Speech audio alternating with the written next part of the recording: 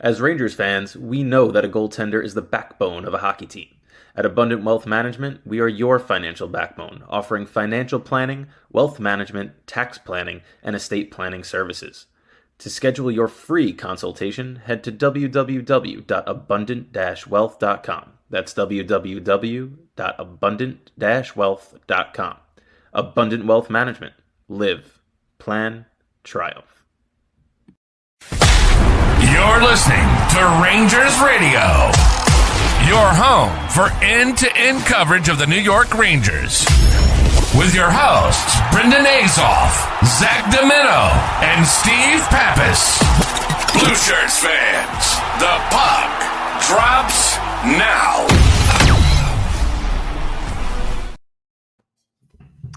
What's up, everybody? Welcome to Rangers Radio. I just recently got on this call, right? We were thinking that I was not going to be able to make the show. All of a sudden, my call ended. I was able to get on. So I'm happy to be here, but I'm going to let the other guys kind of run everything tonight, and I'll just be the pessimistic guy in the background, as Zook likes to say. I don't think there's much to be positive about with this Rangers team. I know Zook is the glass half full guy. Steven, he tends to stay more even-keeled than both myself and Zook do, but they got a win. They finally got a win, which I guess we could smile a little bit about, even though it wasn't a pretty one. But boys, how's everything going? So what you're saying is you're giving me the reins here. You're giving us the reins to run the show. I'm gonna give you guys the reins tonight, just because I have not watched much of them recently, and I am all frazzled right now. So we're gonna go off the rails. Run with it.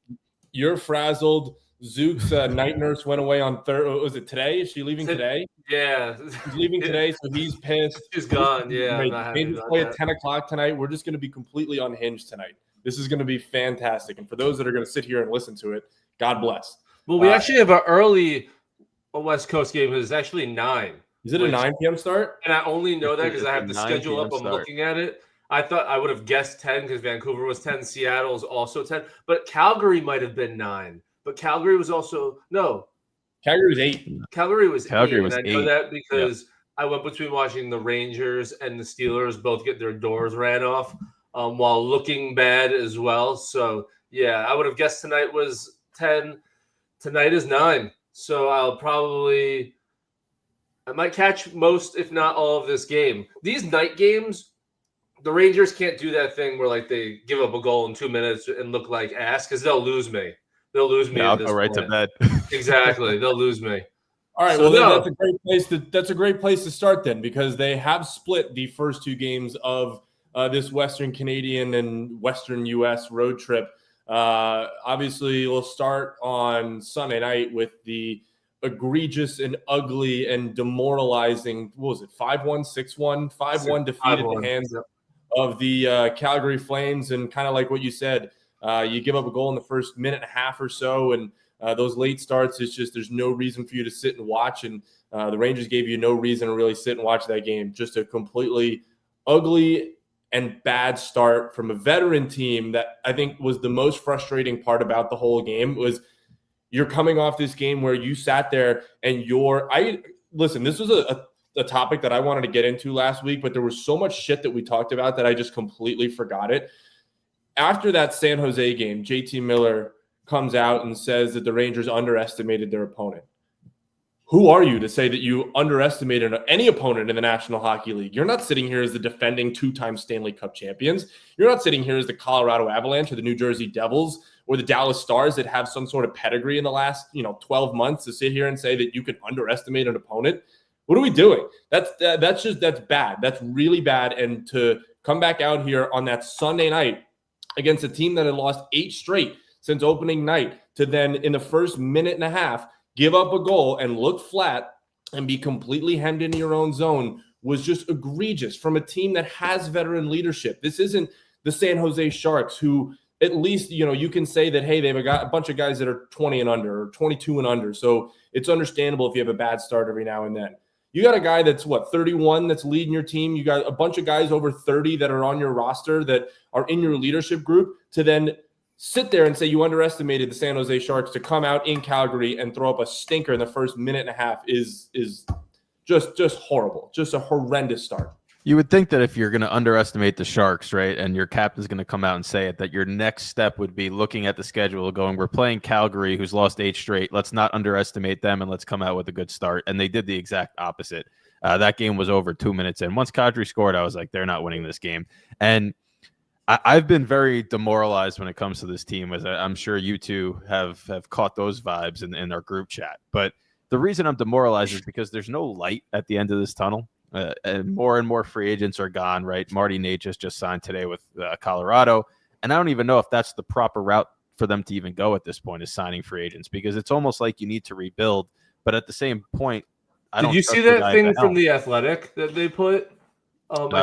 I think it was like 70% of, like, they tiered all the players. Yep. It was either like 60 or 70% of players at this point were drafted by the team that they're on. And it's so important in like a salary cap sport to hit on those.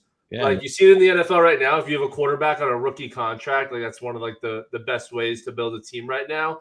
Like, if in a salary, baseball is the only one that literally doesn't matter, because again, what's different about baseball, there's no salary cap. Whenever there's a salary cap sport, the best value you can have is from the rookie contracts, because rookie contracts are already lower and they're growing at such a lower speed than the top end contracts. Like, so the Rangers have not capitalized on that end of it at all right now. No, they haven't. And that Calgary game was just indicative of the vibes that they've had through the first 10, right? It was almost like lackluster. If Igor's going to bail us out, great, we'll stay in a low-scoring game. If not, we're just going to get run out of the barn. And it's crazy to me that their longest losing streak to start this year is only 3 games, right? It's like they've looked so abysmal, yet they're sitting here 1 game under 500. They've collected points in 6 of their 11 games so far. It's like not the worst case scenario early in the season, but at the same time, when you look at other teams, like Tampa started off with 1 win, they were at the bottom. Now they're 4-4-2, I believe. It's like you can know which teams are going to start to pick it up. I just don't have the faith that this team is one of those in that grouping. Yeah, that was a game where, I mean, I didn't watch it. I was driving back from Jersey to Rochester, so that's a 5-hour drive. But I actually left my house at 8:00 and said, I'm going to throw the game on, and that'll be 80% of my drive up to Rochester. They go down 1-0, and I sit there and I said, well, time to find something else to listen to, because there's no reason for me to continue listening to this.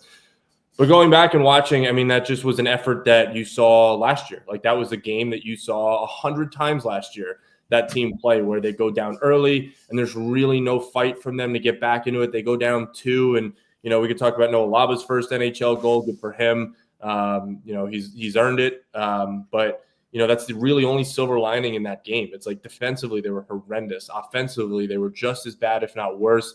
Shesterkin after the game comes out and says that these losses are on him, and we might agree to disagree. Obviously, you'd like him to play a little bit better and stop a couple of those shots, but it's a team thing. It's a team collective where, we'll get into it. I know we'll talk about the Vancouver game right after this. And you mentioned the drafting and stuff. That's something I want to get into later in the show as well, because there's a couple tweets that I've seen today that have really sparked my interest, as well as my new favorite player in the 2026 draft that I really hope the Rangers are going after when they have a top 5 pick at the end of the year. But this team feels like Jekyll and Hyde almost, and we'll talk about Vancouver. Like, they'll go a game where they look rock solid defensively to then throwing up an absolute stinker. They'll score 6 goals in a game, or in back-to-back games, and then go back-to-back games and score in 1 goal. It's like when one thing is going well, the other thing isn't, and if the other thing is going well, then the first thing isn't. So it's like a completely pick your poison. What type of game that you're going to see this team play? It's either going to be a 6-5 shootout, a 6-1 drubbing, or a 1-0 squeaker that you have to sit on the edge of your seat for the entire night. What's your dog doing? That's my love sack. He's like going. He's loving it. He's loving it. All right. Moosey. Good boy. Oh man. No. So the thing you realize, and why it's such like a bad look, like when you're thinking about the outlook of the Rangers right now, is to be good. If they ever go on a winning, it's got to look boring. Like the Vancouver game was so boring. They have to shorten games because a lot of time their talent is worse. Like the Vancouver game looked more like the Washington, Edmonton, Toronto game where our skill just has to be annoying to play with. Hope we match that with good goaltending and 2 or 3 moments of brilliance that guys on this team can have is the strategy, which again isn't a great strategy, isn't an exciting strategy. And on top of that, it's a strategy for other people to buy in, like us fans. You got to win using that strategy. And right now, the games I just mentioned that they look like that, they're 1-3. So if you want to get people to buy into that annoying style, you actually got to have results with it. It's not a type of style where you can have moral victories because it's not going to look morally victorious. But I mean, the other thing is, do the Rangers have types of players that will buy into that? Like, is a guy like Artemi Panarin going to buy into, okay, I have to defense, breakout? Laf obviously doesn't want to buy into that. I feel like a lot of the Rangers' top end or supposed to be top end talent may not be willing to buy into that style of hockey over long enough stretches where if that's your style of hockey, you have to be 100% bought in 100% of the time. Because if you ever break down, like we've seen what happens, they lose to really, really bad teams. They're not going to win track meets, even if they're individually more skilled than certain teams. That's just not their talent. So they got to literally play the game they played against Vancouver, play the game against those top-end offenses that they lost, but they got to do it each night, and they got to buy into that for 60 minutes because anytime you don't, it's going to look like the San Jose and Calgary game. So the thing that sucks about them is their ceiling is so low for sure. It's there. We've seen it work this year, and we have guys where even last year stunk. We've played in big games before. We've seen certain guys on this team do it, but they got to buy into that style. And tonight will be a good night because we saw what happened last time we played Edmonton against an offense that everyone says is quote unquote elite, even though, as we've all seen, Edmonton's have their problems. Let's see if after doing it for Vancouver 60 minutes, they don't get the itch to play a different style and they can do it for another 60 minutes. Here's the one thing I will say, right? Like they listen, the Pittsburgh game was the Pittsburgh game. I still think they played a really good defensive game that night. It was one mistake in front of the net on opening night. Buffalo game, I really thought Buffalo was a better team. But then you go 4 straight of Pittsburgh, Washington, Edmonton, Toronto, where you felt like you were the better team. And you come out of there with 1 win out of you come out of there with 3 points out of those 4 games. And then, you sort of see them start to fizzle away a little bit defensively in the Montreal game late. And that entire Minnesota game, like that game was 3-1, 2-1 with an empty netter. But I mean, that game was never close, right? Like it just felt like Minnesota was on their ass the whole night. And then San Jose, obviously track meet 6-5 OT loss back and forth. And then Calgary, you get your shit, run out of the barn. So you have this 4-game stretch where it's really good, this 4-game stretch where it's really bad, and you're able to sort of respond, right? Like, I don't want to be completely negative in all this because, listen, I don't think the outlook of this team I'm more in line with you guys in that, the best thing that can happen for this team is they're a lottery team at the end of the year and finally be able to sort of, infuse some young speed into this lineup. But to watch them, I mean, listen, you could say whatever you want about JT Miller's start to this year and the words that he's saying, but, they were able to sort of rebound that. And, again, that was a money on the board game last night or 2 nights ago for Vancouver or for the Rangers in Vancouver with, Miller going back there. So it was obviously a big night. Offensively, it's just so inconsistent right now. But when you say that, hey, you play these games, you think of Washington, you think of Edmonton, you think of Toronto, where you dominate these good teams, but still don't get the victory. The good news in that is the last time you did it, you won. So you have that result at least one time where, hey, we played this game, we played this style, we played this pain in the ass, pesky brand of hockey, and it worked for us. So we can still do it. That being said, Quinn Hughes wasn't in the lineup. Yeah, they're bad. Huge. Yeah. That's a big miss for Vancouver. And obviously tonight with Edmonton, McDavid and Draisaitl and Bouchard. I mean, Bouchard has had a shit start to the year, but, those guys are going to be in the lineup. It's a different animal than the Vancouver Canucks. But, listen, the talent is just not there. No. And we've said it since the start of this season. We've all gotten shit for saying that the talent's not there. Oh, you have Artemi Panarin and Mika's. Listen, Mika, I've been very impressed with Mika's start. I think Mika's been good. He's Mika's been obviously fine. had his spots where he could be better. He'll fan, in Toronto, he fans on a puck, and in Calgary, he fans on a puck. It seems like every time he makes a mistake, it ends up in the back of his net. But the least you could say is at least Taylor Radish isn't alone at the leading goal scorer on this team right now. Mika's got 4 too, so he's at least putting the puck in the net when, as opposed to just not doing it and then also creating these turnovers. But we can get into Brennan Othmann if you'd like as well, because he played in that Calgary. Just looked like dog shit. I want to touch on one thing. Like, Mika looks good, but even while looking good, he still does too many things that are detrimental to the team. It's like, what happened to the guy that was just electric and was able to handle the puck? It's just a shell of himself with his hands right now. Artemi Panarin not buying into the defensive side. Well, the dude hasn't even bought into the offensive side. He forgot how to score points. I put it in our group when he turns the puck over and he's the closest one to the end of the zone. He gets back to our zone last. It's like the craziest thing I've ever seen. It's like, and if Quinn Hughes was in the lineup in the Vancouver game, I don't think that's a 1-0 game with an empty netter, and the Rangers win 2-0 either. So that result, and I didn't really watch that game, so I'm not going to comment much on it, but that result moves me nowhere, right? If you do the same thing tonight against Edmonton and find a way to get the win, because like you said, Zook, they lost 2-0 to them with an empty netter. They played a good defensive game and played a really good overall game against Edmonton the first matchup, but now you're on the road where they've been one of the better road teams this season in the early portion of the season, at least results-wise. Can you find a way to get that result again? If you start to string together a couple of games, maybe the vibes change a little bit.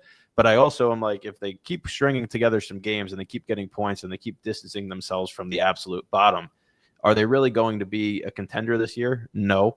So I'd rather finish in the bottom 5, I should say, and get a good draft pick. But then I don't want Drury making that pick either. So I'm just in this predicament where no matter what they do, it's going to piss me off in some regard. This is a good draft, though, and that's the problem. Is like that's when we talk about how you can't be average. Like, if you're going to be good, be good. If you're going to be bad, be bad. But you cannot be average. And the Rangers' ceiling feels like average, and that's the worst thing that you can do this year. But so does their floor, which to your point is worse. No, their floor is top 5 pick. I think they're going to be annoying in enough games where, like Brendan just said, they're going to be like, look, I'm the most positive guy in the world. They're not contenders. They're not even close. I just think they're going to pick away these points so much that they're going to string me along. Like, they're going to be that girl that strings me along. I think sporadically they're going to be annoying enough to play where, like, I'm going to be like, we're 5 points out of the last wild card. Like, I'm not going to get myself to be able to root for losses. But they're not, like, to Brendan's point, they probably lose that game to Vancouver if Quinn Hughes played. Like, Vancouver, it's one of those where how much of that performance was Vancouver being bad? Because I just watched the Sharks and the Flames. Like, Vancouver looked like a different tier with the guys that they had in their lineup right now. So I really want to – they got to go 2-0 the next 2 games. I feel like they got to go 2-0 the next 2 games, and it really starts with Edmonton. All right, think about that logically, though. What are the odds? What are the odds they win back-to-back games? 3 straight. What are the odds they win 3 straight games? On the West Coast. Tonight's huge. Tonight's huge. That means you have to take 3 of 4 on a Western Canadian road trip. What this team does it? This team, what's that line? It's like, why are you shooting that shot? You don't have that shot. You never practiced that shot. This team does not have that. They could win 3 in a row right now, go home and lose again at home. It doesn't matter. Until you win on home ice, it's irrelevant. Right? I mean, you're supposed to be a better home team than a road team. And they have the Hurricanes, right? So it seriously makes no difference what they do over these games. If they win, but how crazy will I be if they're 5-4 going into that Hurricanes game? Yeah, no, I understand where you're coming from, right? If they string together and win 3 of 4 on a Western Canada / Seattle road trip, you're like, okay, that's a really good road trip. And sure, you could acknowledge that in one bucket. But if you go back, play Carolina, get dummied at home, and now you lost the first 6 games at home, it's almost like those vibes are completely gone just by one defeat. If they won 2 or 3 of these home games early on, that's a much different sentiment going in. Okay, you lost a tough, hard-fought battle to Carolina at home, so be it. They put themselves in this position where it doesn't matter what they do until they can start to string together home ice games as well. You could be 41-0 on the road. If you lose all 41 at home, you're a 500 team. It's irrelevant until they start. What if they win the next 3? And this is a huge hypothetical, and realistically, they're not. Brendan, we're sitting here next Thursday, 6-4, and what I think two have won the next three. What would you say? Is there at any point this year, based on what you've seen, that you'd be able to come back in, or do you think you just know this Rangers team right now? If they're in a playoff spot by Thanksgiving, I'll be back in. Oh, so that's the bar for you. That's the bar, because at this point, it's anything that they do from here on out. If they win 3 and then they lose 3 in a row, it doesn't matter to me. But let me pose you this question then, right? If they're in a playoff spot come American Thanksgiving, first of all, that's usually a good sign. A lot of teams that are in playoff spots at Like American 75, Thanksgiving, yeah. 75% But make the there playoffs. was one team last year that didn't make the playoffs. Was it us? Oh yeah, so it doesn't matter. That's what I'm saying. There is nothing that really they can that's do my to get point. back in. What if they win the Stanley Cup this year? Will you believe in them if they win the Stanley Cup this year? Sure. That's different. That's an insane answer or a question. That's different. Like this team, like what makes this year a successful year as a Ranger fan, right? Like the last 7 years that you've gone through as a Ranger fan, right? What's the only thing that would make this year successful? It's winning the Stanley Cup. Can this roster win the Stanley Cup? No. But see, that goes to the age-old adage. Would you rather them lose and get a high pick or make the playoffs? I'd rather them I'm lose always and going to get say a high make the playoffs. So I'm in the James same Dolan boat, doesn't too. get that playoff What, you'll revenue. always say make the playoffs? I've now that I'm in my late 20s. I was right, about to say I that know as it's I've not gotten old. older, I've understood the other side better, but I'll always say make the playoffs. I But see these teams you with grow up, droughts yeah, that yeah. they don't make the playoffs, and as much as I would like the higher pick, I don't have any faith that the guy in charge is going to make the right pick anyway. So I'm the I'm Steelers sitting have here. turned me. The Steelers have turned me and made me smarter to like how many years can I make the playoffs and lose with Tomlin before I realize like that's my ceiling, and it's the same thing again this year with the Steelers making the playoffs is my ceiling. Like it goes back to what I said 15 minutes ago. All these teams have good picks. I mean, have good players that they drafted. And look, have we stunk with the Loft pick and Kako pick? Sure. But That's you're also more going to be bad luck. rational. The more you get higher that's more picks, the bad better luck. chance you have. I think that could just be bad luck when a situation 100%. like last with Taco where I don't if you not took want the first anybody pick else- because of Lafreniere. I don't If not you want the took- second pick because of Kako. Like you still want that pick if you're talking between like the fifth or the first. if you took anybody else in that scenario other than Lafreniere or Capo Caco, they would have had their like Chris Drury would not, or it was James Dolan, right? James Dolan made those two picks. Yes. Like Dolan would have been fired way beforehand than the Tom Wilson. Not Dolan. It was Jeff Gordon. Jeff Gordon. Jeff Gordon. Sorry, why did I say yeah? And I don't think anyone made those picks. Like Could have been Dolan though. The Lafreniere jerseys were made. The Kako and you could've- Lafreniere jerseys were made after the lottery happened. Of You course, could they were have consensus. listen. You could have thrown this jersey over a test monkey, and they would have taken those two players at that point in the draft. Like it was not a debate on who was going 1 in 2020 and who was going 2 in 2019. They just so happened to not be not fit the modern NHL At all. Like So- they were built opposite. That goes into where I want to get into for a little bit is this kid Tynan Lawrence, who I put in. I think it's how you say his name, Tynan. He's a USHL guy, and I talked to Johnny Lazarus this week because he is our resident USHL. I don't know if you guys follow him on Instagram at all. He's like a USHL ambassador. So I saw this kid was in Muskegon, and obviously Gavin McKenna is the guy, right? McKenna is a wing, and where the Rangers lack obviously is speed and skill down the middle of the ice. This kid, Tynan Lawrence, is a center. I think he's a little bit smaller. I think he's like 6 foot, 185 right now.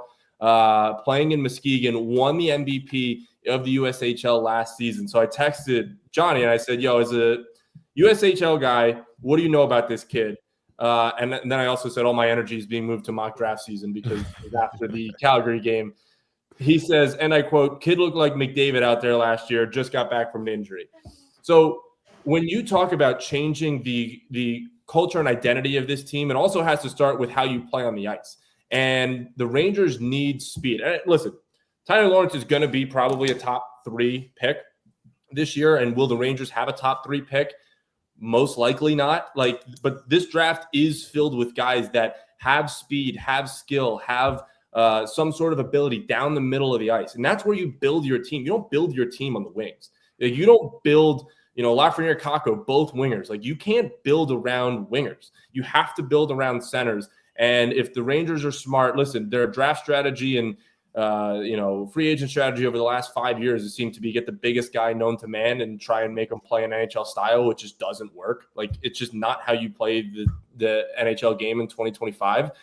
Go after these kids at center. Go after these quick kids at the center position. That's how you rebuild this team. And if it means going after a kid, if you get the top 5 pick in Tyler Lawrence, then by God, I'm going to be so happy come June. It's going to be fantastic. I think we're going to be set in a good spot. It also doesn't come into account of who you're trading at the deadline or who you're trading throughout the year and who you get back. Because I saw a couple nice tweets today that I sent it in the group chat right before we started the show from John Buccigross about our potential Artemi Panarin trade and where he sees Panarin end up at the end of the year. Carolina for Bradley Nadeau and a first-round pick. I quote tweeted that. I said, what airport do I got to drive Panarin to? What airport do I got to pick up Nadeau from? Because that's a guy in Bradley Nadeau, and I believe he's a center. I know he was, I think, listed as a center wing, but that's a guy that came in to the AHL last season and tore up the AHL. He had a fantastic, he's 20 years old, tore up the AHL. Between him and Scott Morrow out in Chicago, I think that's their AHL affiliate. They had a great season together last year. So those are the guys that you have to build from, because this team cannot go out and get veterans and try and fix this lineup. A veteran, as much as I love an Adrian Kempe, if you go out at the end of the year and you sign Adrian Kempe at the deadline or at the free agency, he can only do so much for this team. He's like a 28, 29-year-old guy. He can only do so much for this roster. And then on the flip side, Cam Robinson from Elite Prospects had put out a tweet today saying that they've heard that the market for people that think a top 6 center is through the roof. I'm trading Vincent Trocheck instantly. Like, Trocheck's gone. I'm trading JT Miller instantly too. There's no one who isn't tradable for me at this point. No, if I was going to bring this up, so this kind of segues into it, and I'll touch on the prospect there. First of all, I don't think Carolina's trading for Artemi Panarin. When you look at the system that Rod Brind'Amour has, there's not a forward in the league that I could point to more than Artemi Panarin that doesn't fit that. So I don't know how that goes through if their GM sees something in Panarin. It's like, I want a rental for a high-scoring guy who, by the way, his track record in the postseason doesn't really fit and help the Hurricane situation either. So I don't necessarily know if I agree with that, although I would be happy if that's what happened. But when I look at this Rangers roster next year, right, if I was the GM, there is X's across every single forward position, and there are 4 X's on defense, right? That's how I'm viewing this team. There is not one person in that forward group that to me is untouchable. And there are 4 defensemen that are completely movable if you're even able to find somebody that's willing to take them. I think that right now, Adam Fox is 4th. He's 4th in the NHL in scoring amongst defensemen. He leads the Rangers in scoring. I think he's played very well defensively this year too. The whole narrative, I know the Craig Button thing came out. That dude also said Lafreniere looked like Sidney Crosby when he was getting drafted. So we could take everything that he says with a grain of salt. This narrative that Adam Fox can't keep up with the fast NHL, he's not physical enough. When he entered the league, he was not a fast skater and he was not a physical defenseman. I don't understand where this all came from, and nothing changed in the NHL world between when Adam Fox played his first game till now that's that drastic that all of a sudden he's not that good anymore. He's been the only viable option on defense for the Rangers for the last 4 seasons. Now you have Gavrikov entering, and they have 2 viable options. So those are the only 2 guys outside of Shesterkin that, to me, you don't move. And honestly, if somebody offered a crazy trade for Shesterkin, I'd consider that at this point too, just because I think that that's how much they need to just retool everything on the fly. But did you see the analytics for Fox and Gavrikov? Did you see the analytics? I think they were like 5th in XGF, and like it was obviously going to take Gavrikov a little time. I said it at the beginning when we were talking about things that needed to go right for the Rangers to have any chance this year. Those 2 at the end of the year wouldn't shock anyone if they were on the top of that chart. And you see it slowly forming to a tandem that when they figure out exactly how to play with each other, they're going to be elite of elite because they just fit each other so well. Adam Fox is so good, and he fits like, I think it's because he falls into like he's boring and not exciting type of hockey player. But like if you actually watch him night in and night out, he just does such smart things. Like and he's never nervous with the puck. He will hold it for an extra second. He will pass it an extra foot in front of someone. He'll put it on his backhand. He'll put it on his. He always knows exactly. He's never going to get beat because he's not sure of what to do. Like, he's such a skilled hockey player, and you're seeing what Gavrikov can do with like fill those gaps because, of course, he's not the fastest and he's not the strongest Fox. Those two work so well together, and the other four are just bad.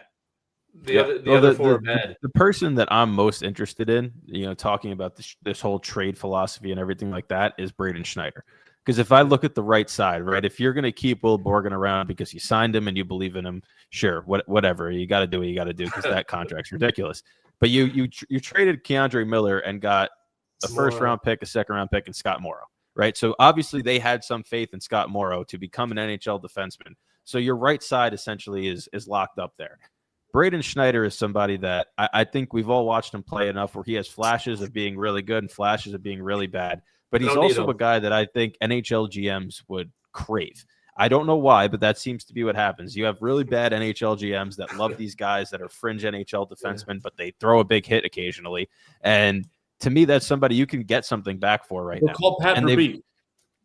Well, exactly. Like, the NHL GMs that are willing to do it. I look at him and I go, they have a history of holding on to prospects that nobody else values too long, that you don't get anything in return for them. They have a history of holding on to players, hoping they can get something more out of them that have proven they might not be able to give it, and then trying or trading them after the fact where you don't get much in return. Braden Schneider's a guy who's teetering on that right now, where he's still young. Somebody will take a chance on him now if you want to trade him.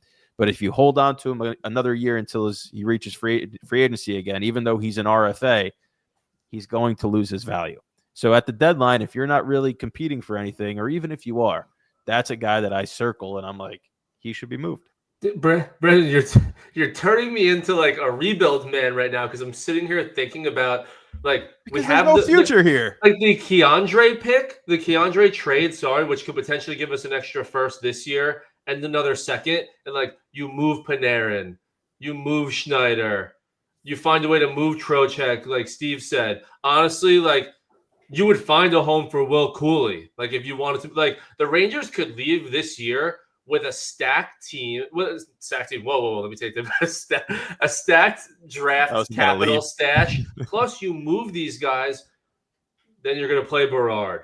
Then you're going to play Perreault. Then Othman's either going to be moved or get a longer runway. I know there's a few other guys. Othman's going to Shanghai. Stinks. The Morrow's going to get playing time if you move Schneider. So there's a chance you can leave this year knowing a little bit about your young guys, with the minimum giving them some playing time and a ton of picks. Because what's Panarin getting? What's Cooley getting? What's Schneider getting? What's Trocheck getting? That's not even moving just like 1 year plug pieces. Like, those are guys people would like. Someone would want a Will Cooley. Someone would want a Panarin. Like, you're getting good assets for those guys. So that's why being in the middle for this team would suck so bad. Because if you're bad, you can really leave this year with a lot of draft pieces, in your treasure chest. So Drew's got to figure out what he wants to do, and he's got to figure out quick. The earlier you move these guys, the more you get. Are you trusting Chris Drury to make these moves? Like, I went through the whole list last week of like, what deadline move did he make or didn't make that was the right move, right? No, I don't. What free agency signing that he has made has been a hit? Like, there have not been any. So it's more the like best deadline was the first one when they got Kopp for Toronto. Those guys. Yep. And just do you trust him to construct a team that can win in the 2025, 26, 27 league? No, of course not. Of course not. And it's like, I don't want those two things confused. Like, I don't trust him, but if you're gonna trade guys away, like, he's the guy that does it. So he just finds a way. And that's the problem. All right, listen. He finds a way to get them out. He finds a way to get the contracts off the books, but doesn't bring anything back in. Doesn't bring anything of value back in. And the players that he does bring back in stink. And then they give him $5 million. They give him 5 years, $5 million, and then 2 years down the line, you got to move that contract. And don't forget the no movement clauses also. The no trade clause. So you can't do anything about it. So it's miserable. Am I going to trust this general manager who can't manage his way out of a paper bag to try and rebuild this roster? And it's just an unequivocal no. Like this. When do you think the earliest he can get? Know what he's doing. Brendan, when's the earliest you think Drury would not be the Rangers GM, and what would have to happen to get it to that earliest point? I don't even Rest of your think life? about it. I don't even think about it anymore because he shouldn't have been extended. That was the biggest. If you were going to fire Laviolette, then there's no reason to keep Drury around and let him hire another coach. By doing that, you've essentially given him the reins to go in whatever direction he sees fit. And, you talk about Gabe Perreault, right? I don't think he would have drafted Gabe Perreault unless he fell down, which he did, and which is why Drury was able to scoop him up. He probably would have gone with some 6'5" guy that has no speed. He's building a team that would win hockey games in 1980. When he played. Or I don't even know if they would have won games when he played, to be honest, because Drury didn't win any games when he freaking played. I just don't understand how that philosophy can be allowed to manifest. And where's the scouting department? Like, does the scouting department not have any voice in these decisions, or are they actively scouting guys that are, just not good skaters and saying, you know what, this is a guy that has a really good physical presence? Well, physical presence leads to expected goals potentially, not real goals, and real goals are what win hockey games. We could talk about the analytics all we want. We've had discussions about analytics. I know people have commented, they need to improve their 5v5 analytics. That's all good and well, but analytics don't win games. You need to score. If your analytics are through the roof and you're not scoring, that's just as bad as winning hockey games and having shit analytics because it's not going to work in the postseason. You got to find that middle ground. The Rangers went to 2 conference finals with having shit analytics, but that's good on-ice play. Convert your chances, have good special teams on both sides, power play and penalty kill, and have good goaltending. You'll go further than if you have good analytics, crappy special teams, and no finishing ability. The Rangers can't shoot at 5% all year. Watch them. Watch them. Brendan Their number one offensive weapon right now in front of the net is Taylor Radish. And you don't think that this team is going to shoot 5% all year? JT Miller had a backdoor tap-in. I watched 5 minutes of the Vancouver game. He had a backdoor tap-in, and he deflected the puck into the corner. This is JT Miller, who you traded a first-round pick for. You're telling me that I cannot expect the Rangers to shoot 5% all year? You bet your ass I'm expecting that. That's what I said. I sent that in our group chat. I think I said, we can't have anything nice, dude. Any other team that pucks in the back of the net, the guy who was booed out of his own city, right? Like comes back for any other team, that guy puts the puck in the net. Backdoor tapping. And Lofts had a little bit of that this year. Like he's another one who he hasn't been great, but because he sucks. He's had a few stinks. Yeah, but he's had a few score. He has no scoring touch. He is irrelevant. You would think that somebody that went through the defender's legs and had this crazy goal in an ECF against a ridiculously loaded Florida Panthers team would bottle that up and be like, I could do this at the NHL level. It was crazy. No. I saw Bedard's hat trick yesterday. I saw him go. Look at all these young guys. They're just flying up and down the ice. I saw him split the D, come in, just rocket a shot, and I thought, I've never seen Lafreniere ever do that. And then I was like, oh wait, no, he did. In the Eastern Conference Final, in a game that did they win it? Did they win that game in OT? They did win that game. That was the Wenberg game. The Wenberg goal, yeah. In a game where they went up 2-1 against the Florida Panthers in the Eastern Conference Final. I've seen that guy do it. He was by far the best player on the ice. Like that's the thing, right? Like he's just such a passive player that he just refuses. I was watching, like, for the most part of that second and third period. If you and I'll encourage you to watch it tonight. If you see the Rangers in their offensive zone, count on your hand how many people are standing like 5 feet above the crease in that area. Like draw a circle around the crease 5 feet out and see who's standing there. If your answer is 0, nobody, that's what I was watching all of that Vancouver game. That means 5 it's the guys, top 6 on the ice.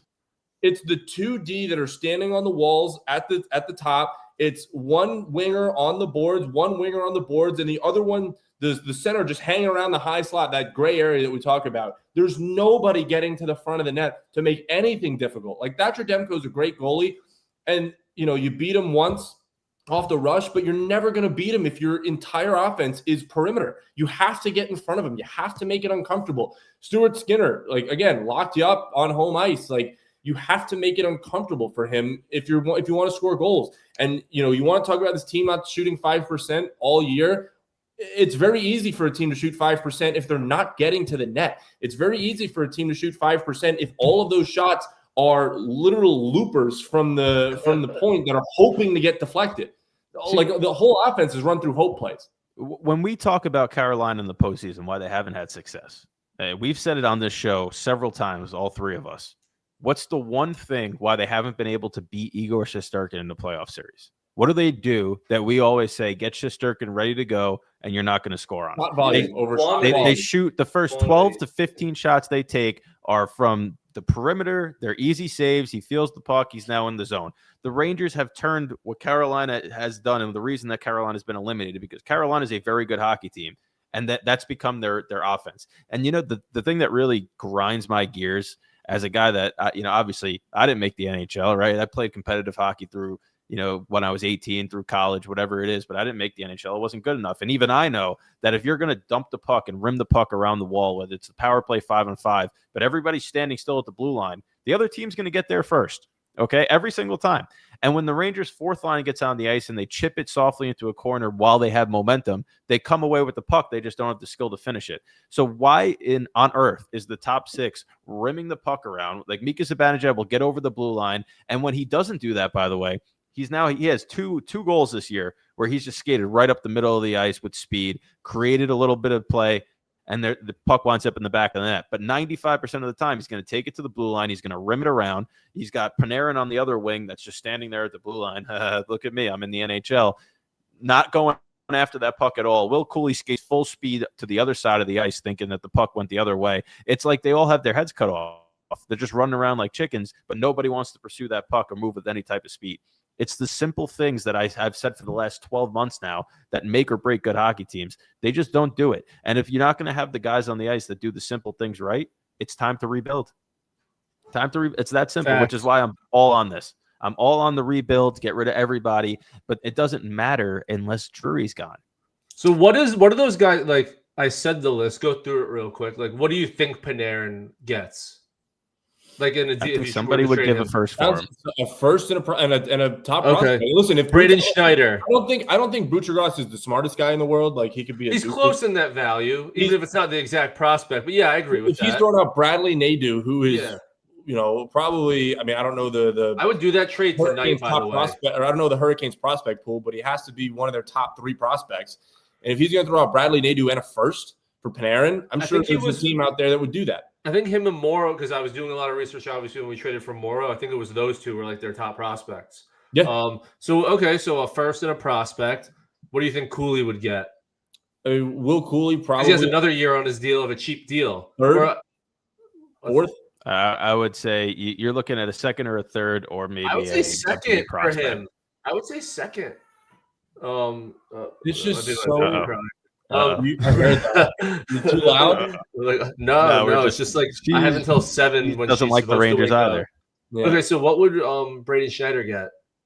Fourth. See, Braden Schneider is the interesting one because I think Unless you really it's have some GM that's going to give a second and a prospect for him. I really see that. If And what would Vincent Keandre Trocheck Miller, Vincent Miller got Trocheck, I think first he'd and get a second first. tomorrow. So you might 100% get a two first firsts and Trocheck. 2 seconds, like best case scenario. If like That's what I'm saying. almost, you got to do Trade. that. You And we already have If 2 firsts. they traded Panarin and Trocheck, let's just say I don't think they're going to trade Trocheck, but if they traded Panarin and Trocheck and they got a first round pick in each of those trades, this team would have 4 first round picks this year. Not only does that give you the opportunity to it's really hard to go 0 for 4. We're smiling right? now. We're smiling. Really hard Look to at go the 0 for Boston 4. Bruins. Look at the But- Boston Bruins. One year they had 4 straight Oh, picks or whatever and missed on all 4. Yeah, you can do it, but it's really hard. If there's a team that's going to do it, it's probably the Rangers. But You you hit have one. the ability then to package 2 of those picks and move up, or package Or 2 of those down. picks and acquire a young forward that you might be able to. Like it gives you so much more flexibility. I would rather And on do top that, of by the way. Package them I to would, move and- for people.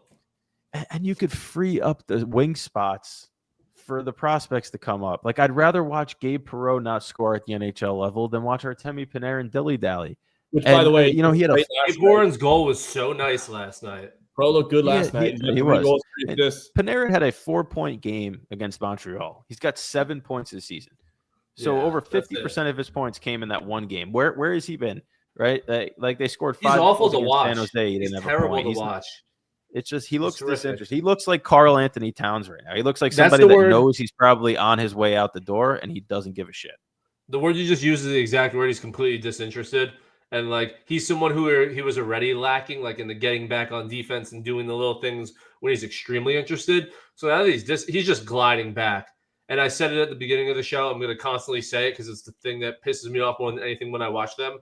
He will have the puck near the blue line because he's skating around. He'll be the one to turn it over. And by the time the team takes the puck from their end to our defensive end, their offensive end, all other 4 guys get back, and then slowly Panarin just glides onto the screen. That just shows me something. Like if you're the guy to turn it over and you're the closest guy to get back and other guys are out skating you, he's just completely disinterested where it could be addition by subtraction at this point. Like, are we that worse if we get an interested Perreault in his spot and you're moving Panarin and getting prospects for it? You may be better in the short term and the future because Panarin's a negative player right now. You take out that Montreal game and like completely not there at all, invisible, a net negative for sure, where he's someone where I'm extremely softening up to the fact that I'm going to be comfortable with moving him no matter what, because the ceiling for this team isn't going to be one I think that's going to make me want to keep him. If you're in the 3rd wild card spot and someone offers you a first and a prospect, you got to take it at that point. Well, all right, then here's the game that I want to play with you guys, and it's sort of a betting game, but not really. We'll just call it buy or sell. Are you buying or are you selling this narrative? And we'll start with that Panarin one. Are you buying or selling that Artemi Panarin will be a Ranger at the end of the season? Selling, because their ceiling isn't high enough that I think anyone's going to be comfortable with keeping him over a first and a prospect. They would need to be like 2nd in the Metro, 3rd in the Metro, and up by a lot of games to even consider keeping him. And they're not going to even get there with him being disinterested. So no chance he's on the team. Selling it. I'm buying it because we all want him to be traded. It's that simple. I think that Chris Drury is looking around right now. His whole plan was to go into this free agency with cap space and sign somebody. He's watching all those targets start to come off the board. And the one target that's going to be there is his own guy in Artemi Panarin. He fits the mold. He's 35. He's on the tail end of his career. It's the perfect guy to give $12 million to. I'm buying that he's going to be a Ranger. And he's the opposite of what I just said. I said, like, for us, if we're like a few points away from the 3rd wild card game, the 3 of us and most fans now have sharpened up about what it means to be in purgatory, and we're like, move him. Chris Drury is the opposite. Chris Drury might buy in that scenario. So that's where Brendan could potentially be right. Like, just because it's the right thing to do goes back to who's running the show and what his thoughts are. And he thinks making the playoffs is more important than anything else. All right, then that's a great segue into my next one. Are you buying or selling that Chris Drury is going to be drafting the next group of Rangers? Buying. Just based off of the fact that I just don't think Dolan's going to fire him ever. I don't think Dolan's interested in the Rangers right now because of the hype around the Knicks. And I think that him giving a contract extension to Chris Drury after the majority of Rangers fans and media thought, he probably should be out the door. I think that just signifies the fact that he's giving him the reins right now. And I don't think that that's something that's going to change. Now, that could be different if they have a catastrophic season and they wind up in the bottom 5, especially if people, the attendance goes down at MSG. That's usually the wake-up call for Dolan. Yep. But if they hover around that, playoff bubble area, I don't see him getting let go as much as we all want it to happen. All right. No, I think he's tied to – he got an extension. I think he's tied to Sullivan for a little bit. All right, I got 2 more then. Are you buying or selling that the Rangers are going to be drafting in the top 5 this year? Selling, because I just don't – it would have – okay, it's an interesting question because I don't think going into the lottery we're going to have top 5 odds. I'll say that. I'm selling it too just because I do think that with the way that they have played in their games that they've played well, that the majority of those games will start to go in their favor, especially as they start to. Brendan's changing. No, I'm not, baby. Because this is not a good thing, and they're not good enough to get to the playoffs, but they're good enough to make their lives a lot harder than it has to be. And we're gonna watch some boring games where they win 1-0, and we'll be watching the Los Angeles Kings, the East Coast Los Angeles Kings, basically. I'm like such a worse version of them. Oh, one more guy that I didn't bring up, because we have those 4. Let's say the Rangers are bad, but Jonathan Quick is still playing well. Is he someone that a team would trade anything for? It'd be very hard. It'd be very hard for a team to sell a team on him. I don't think that they would do it just because he wanted to come here. He's from Connecticut. I think he's sooner retire than get dealt. Do you think there's a market for him though? No, I mean, what's who? Like if there was a market for him when he was garbage on the Kings the last couple of years than there probably would be for it. It really depends on at the deadline if there's a team that has a number one goalie that is done for the year. I guess. Then you'd want a veteran guy like Quick, but I don't think that the Rangers would do that just because of who he is. But if Like you get he's anything earned the for right. him- Not anything that you would write home about, and I think he's earned the right at this stage of his career to say, you know what, I'd rather just finish my career where I'm comfortable. Is this So, his last year? Even Or no he's move? done 2 years. I don't know, but after Garon's preseason, I hope not. Does he have a no move? He should have a no move. For sure. All right, last one. He's a Buying or Ranger. selling. Buying or selling. Gabe Perreault is going to play more than 41 games in the National Hockey League this year. So more than half the season. I'm buying.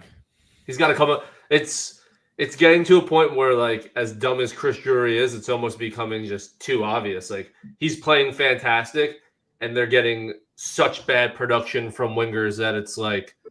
But again, I always go back to it because Brendan says it. Like, Drury could be that bad. He's always the wild card in this. Like, I could think it's so obvious that, like, Connor Sheary stinks, and Radish is going to fall back to earth, and Perreault's, like, I think he has 7 points in 8 games, albeit there was a big one last night, but that's how sports is, 7 points in 8 games, where it might become obvious that maybe her. Now you got to go. That's a big. That's how I'm probably going to be at 10 p.m. when the Rangers are down 3-0 in the first. Yeah, but I feel like that's a great way to end the show. it is. I want to buy Perreault being up here for more than 41 games because it makes sense. And I think the way that they just handled Hoffman after one bad game in Calgary shows me that he's going back down. So it's just a matter of who's either going to get hurt or who they're going to let go and put on waivers to free up that cap space to bring him up. But By the way, I do want think to bring it's up gone. one thing before we do head out of here. I know we talked about Fox and Gavrikov, and we love to talk about the analytics and stuff, but like the actual raw numbers. So of defensive pairs that have played at least 100 minutes together this year, Fox and Gavrikov are 5th in goals against, like 5th best in goals against. They've given up 3 goals on the season. The only 4 that are better are Joel Edmondson and Brandt Clark. That's actually funny because Edmondson sucks. Victor Hedman and JJ Moser. Brett Pesce and Luke Hughes, and then Esa Lindell and Miro Heiskanen have given up 1. So, I mean, that's a decent, group of guys to be lumped in with. So, you look at the other guys too. They're one of those pairs. I think obviously Heiskanen and Lindell are going to be there at the end of the year too. But they're one of the pairs that you think once the sample size gets bigger, it's not going to change their standing very much. They've been good. I think Gavrikov took 3 games to really get his feet wet in New York, and he's been really solid since then. Fox, I think, has been good all year, but people have this unrealistic expectation for him at this point. He's almost a point per game player this year. He's 4th in the NHL in points amongst defensemen. He's 2nd in goals for defensemen. He's doing both sides of the puck extremely well still. I just don't get what people I just don't understand it. He had a bad Four Nations tournament, and everybody all of a sudden changed their tune to, he's not an elite defenseman anymore. He is. It's because there are some dumb people out there, and it's fine. And you just got to deal with it and roll with the punches. But I mean, I just don't get how you could watch this Rangers team and the guy that you want to pick on is Fox. Again, it's unintelligent people that are allowed to comment sometimes. And listen, that's the world of social media. Unfortunately, it's like everybody having their own opinion is not always a great thing on social media. No, you hear some dumb and outlandish takes that people sit there and believe in. And then you're like, you sit there and you're like, how do you process? How do you watch a game of hockey, right? And that's the process. Like that's what goes through your head. It's like Adam Fox is obviously the problem. Igor Shesterkin is obviously the problem. And I know we're picking on people that again couldn't find their way out of a plastic bag, but it's so frustrating sometimes. All right, so Edmonton tonight, Seattle on Saturday, couple of days off to return back to New York before they play Carolina at home on Tuesday. What are you going with? I think they're going to go 1-2-0. I think they can beat Seattle. And I think they're going to lose 5-1 tonight to Edmonton and 4-1 to Carolina at home. They don't score. Like they just don't score. They don't have the talent to score. And if you're going out to Edmonton, like, listen, is Stuart Skinner great? No. Who is Freddie Anderson still in net for California? Christ, Carolina. He is. He's not great, but well. again, They have him and Brandon Bussey, the Long Island kid. like, again, those are games where the Rangers just are not going to score. Seattle, I think they could get 1 or 2 or at most probably 3 and win a game 3-2 or 2-1. But they're just not scoring enough, and I don't see that changing anytime soon. It's not like they're bringing these kids up and at least in Othman's sake. I mean, he had a horrendous first game to the point where they're like, all right, get out, you're done. Yeah, I hate that I'm going to do this. I think they're going to go 2-1. Really? I think that the way that they played the first game against Edmonton. I think that they're 5-3-2 in their last 10 in Edmonton. I think that whenever they play in Edmonton, those games tend to be crazy games. I remember there was one year they were down 5-1. They came back, wound up still losing that game in overtime, I think. But, this might be one of those games that opens up the ice for them a little bit and pucks start to go in. So I don't know if they win tonight. I don't know if they win in Seattle, but I think they take one of these two, and I think that they're just due. And there's something with Carolina that brings out a little bit different type of Rangers team. And I think that they're going to be hungry to prove that last year was a fluke against Carolina, because I don't believe they won a game against them last year. So I have a feeling that that's the game that they win on home ice when they're losing against all these other teams. The Carolina Hurricanes coming in where everybody's kind of counting them out already is the game that they win. So I'll say 2-1. I'm ready to be disappointed by that, but there's just a gut feeling I had in the last 2 seconds. So I'm going to rock with it. All right. Well, we'll see where that goes. And I don't think we're doing a Sunday show this week. We'll be back. I'll be on a flight to San Diego. So on Sunday, I probably won't be here next Thursday. I'm what is next Thursday? That'd be the 6th. I'll be in Buffalo. I'll actually be covering the Sabres and Blues. So I will be in an NHL arena, but not the Rangers. I don't think the Rangers play either next Thursday. So either way, I won't be here. Or we could do it. I could do it for the press box. If we do it at 6, I think the game starts at 7. I could jump on for a little bit and use some of that free press box Wi-Fi at KeyBank. There you go. We'll figure it out, but we'll talk next week to you guys. Appreciate all of you for listening. If you're staying up later for the game tonight against Edmonton, hopefully they don't disappoint, but I'm sure we'll have some stuff to talk about next week. We'll see you guys.